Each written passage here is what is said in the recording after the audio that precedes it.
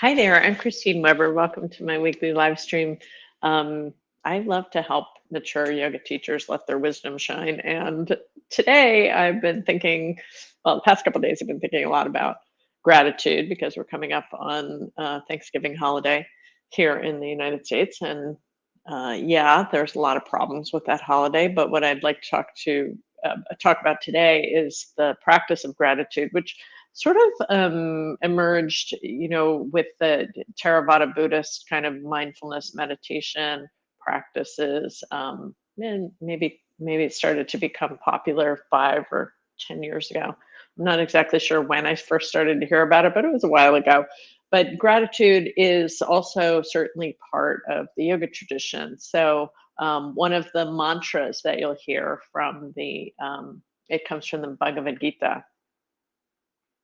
Brahma Pranam Brahma Haviyam Brahma Gunu Brahmana Hutam Brahmeva Tenagantavyam Brahma Karma Samadhina. Very common mantra. It's often used for before meals.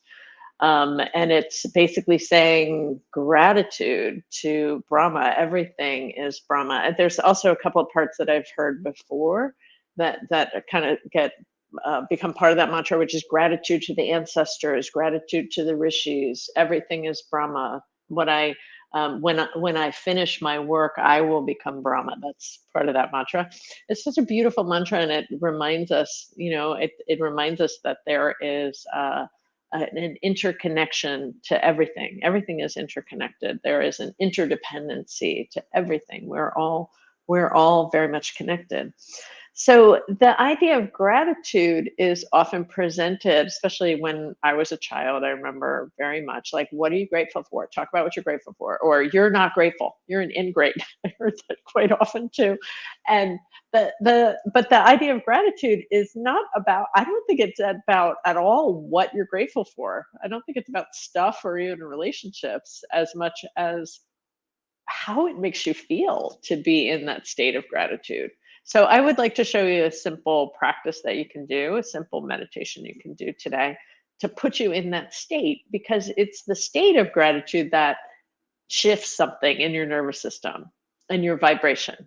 And it's a state of gratitude that then ripples out to the people around you. And so I did put Yoga Sutra 2.35 in there today.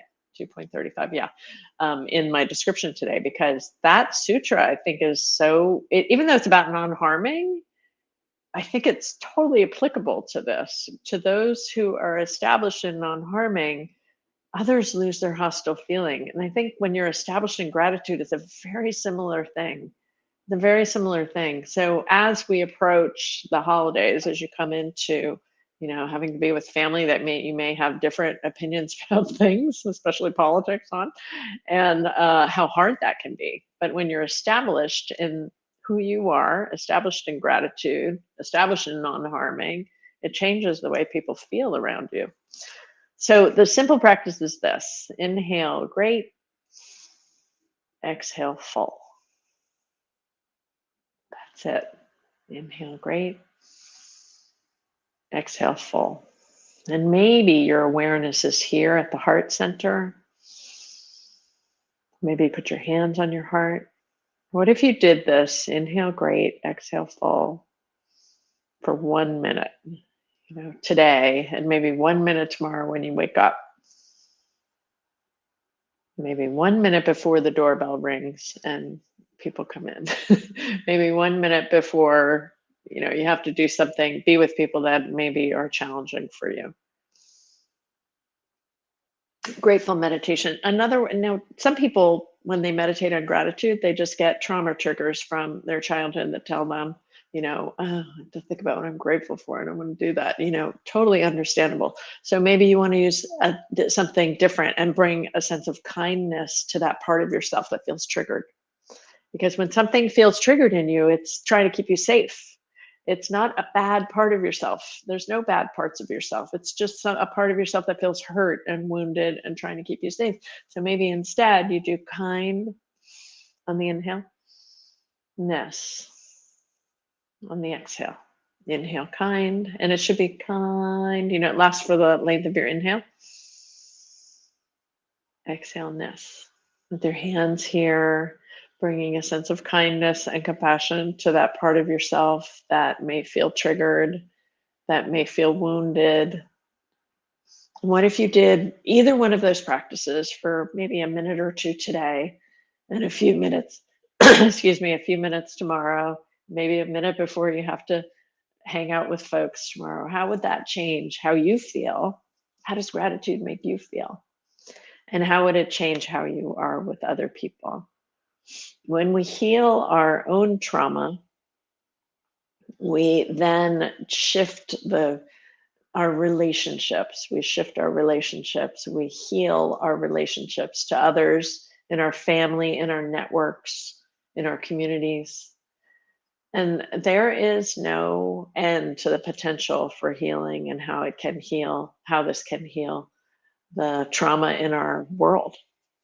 So we have a trauma course coming out um, tomorrow. I think it'll be available tomorrow, very late at night, or Friday.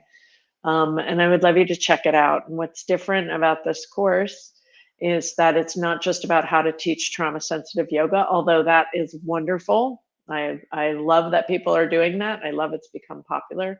This is about using, rather, what we're doing is about using the holistic practices of yoga to affect a deeper healing. They help us to do the three things that people who struggle with trauma symptoms need, which is deeper sense of identity. That's what yoga is about, right? That's everything for yoga. Deeper sense of myself, who I am. And with that comes a capacity to more deeply self-regulate, be able to regulate yourself, just like that practice I just taught you is a self-regulating practice, and be able to co-regulate. What does co-regulate mean? It means when we're with somebody, we don't just constantly get triggered by that person.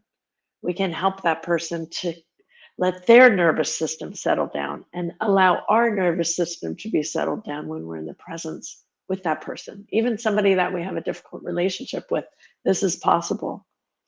So these are the key things that folks with trauma symptoms need: identity, self-regulation, co-regulation. And that's what we teach in this course. So it's a lot about there's a lot about the neuroscience of trauma. There's a lot about how yoga can affect healing with trauma. There's a lot of information about trauma in the course. And there's, a lot of hopefulness too, that everyone can change. The world can change. We can change. We have to start with ourselves. That's what we hope you'll get from this course. It's not just for yoga teachers. Anybody can take the course, but there is a lot of great information for yoga teachers as well. I hope you'll check it out. And if you're not on our mailing list, feel free to email us, support@subtleyoga.com, and we'll put you on the mailing list. Thank you so much for being here. I hope you have a lovely holiday if you're celebrating, or a lovely week, and I'll see you next week. Lots of love. Take care.